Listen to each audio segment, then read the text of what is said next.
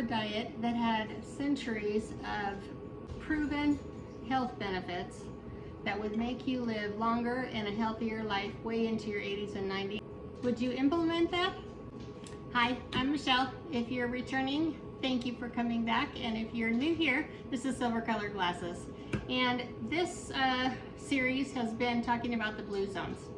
And the blue zones are identified areas in the world that have the longest living people. And they live well into their 80s and 90s with a healthy lifestyle. They're still able to walk down to the markets and see the people that they love and live the life that they live way into their later adulthood. And so I've been talking about that. Last week we talked about the pillar 1. And the pillars are things that the studies have shown that all those areas that have been identified as blue zones in the world have in common. And one of those is natural movement throughout the day. So we talked about that last week. Today I wanted to talk a little bit about the healthy eating and what they have in common with all of those areas. Some of those areas are Loma Linda, California, Icaria, Greece, and Sardinia, Italy, and there's a place in Costa Rica, and there's also a place in Okinawa, Japan. And so all of those areas, they've done lots and lots of studies over the last 20 years. Dan Buettner, who wrote the Blue Zones novel, has done a lot of studies with archaeologists, with medical doctors, lots and lots of researchers to find out what those areas had in common. And when it came to eating, they shared very similar eating patterns. One of those is that they eat mostly plant-based foods. Whole foods, real foods. They cook at home, and they call that in the Blue Zone studies plant slant. And so it doesn't mean that you can't eat meat or that they don't eat meat. They said about 5 times a month on average, people in those areas eat some sort of meat.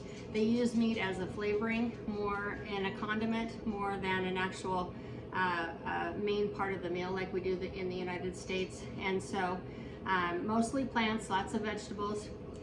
Their foundation of that meal plan is our starches, mainly beans, lentils, soy. Those are the foundations of their diet, along with lots and lots of vegetables. Healthy fats, and then just a little bit of meat once in a while. And so I wanted to show you what I've been eating. I've been trying to cook at home more often and really trying to look at the Mediterranean diet overall. I've done that for several months now. I've lost 40 pounds since last September, so it's been a very slow process, but incorporating that into some daily movement has also helped. But I really feel like the change in my eating has been key in terms of having more energy, feeling better. And you know, I'm certainly not a medical doctor. I can't make recommendations around that, so please check with your doctor. But I just wanted to share with you what's been working for me and a little bit about what I've learned in Dan Buettner's research. One of the other commonalities that they found throughout those areas in the world is that not only eating a plant-based diet for the most part, is that they have sort of a social rule in that, or a social belief that it's best to only eat up to 80% of fullness. And so they found that that has been really helpful, not only in cutting down calories overall, but in just overall feeling good, feeling healthy, not feeling that full, heavy feeling after every meal. And so that's incorporated also into the plant-based diet as well. The Mediterranean diet has been voted the best diet in the world for the last several years, and a lot of people are having success with that. So I wanted to show you a little bit about what I've been doing this past week to prepare some of those meals. What I'm finding is that when you're using whole foods, not only is it cheaper to buy apples and cucumbers and peppers and things like that, it's much cheaper, but also it's much easier to just kind of throw together a 10-minute, 20-minute meal, whereas before I always felt like, you know, what I was cooking had to take a long time, and I'm not a cook, so I would dread it every day in terms of cooking. And it was really easy for me just to make the excuse, oh, I'm tired today, I'm just gonna do takeout. And so what I found is when I'm cooking those types of meals, that they're very quick. I can just kind of throw together a bowl, throw together a big salad, throw together a pasta meal, throw together a potato meal very quickly, and it's done. And then I can spend the rest of my evening with my family and doing the things that I love, which is another pillar that we'll talk about in the next coming weeks. So if you'll join me, I'll show you what I've been doing this week.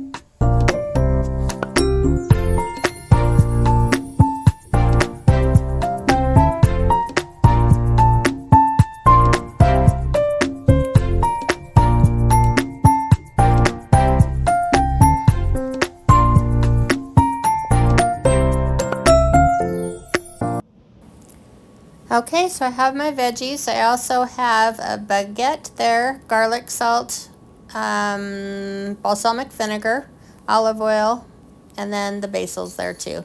So I chopped everything up real fine, put it all in a bowl. I'm adding about, I don't know, half a tablespoon of garlic salt, tablespoon of olive oil, half a tablespoon of balsamic vinegar. Just mix it all up. You can put it in the fridge and let it marinate for a while if you want. I browned the baguettes in a little bit of olive oil, and then you just put it on top. It is so good, and what a great lunch. I decided on this day to add a little bit of protein to it, so I will also add some butter beans for an awesome lunch, and very quick, 10 minutes. So this one is just a chopped salad, has avocados. I use the rest of the bruschetta mixture for the tomatoes in there, and the beans. Just poured all of that in there over some chopped lettuce, a little bit of onion.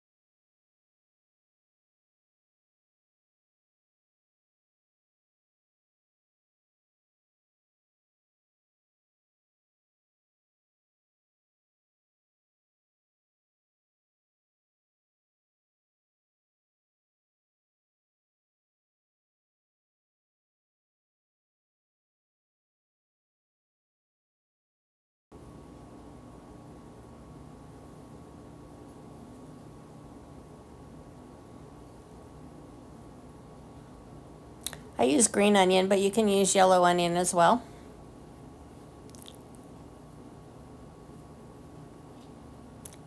Get it all in there, and then add the seasoning, just a little bit of garlic salt, a little bit of onion powder, and just like a half of a teaspoon of red pepper flakes to taste. You don't have to add those if you don't want to. You can also add a protein to this if you want to. You can add barley, is really good in it. Rice also if you wanted a starch in it. But I just like the green beans, potatoes, and onions in there.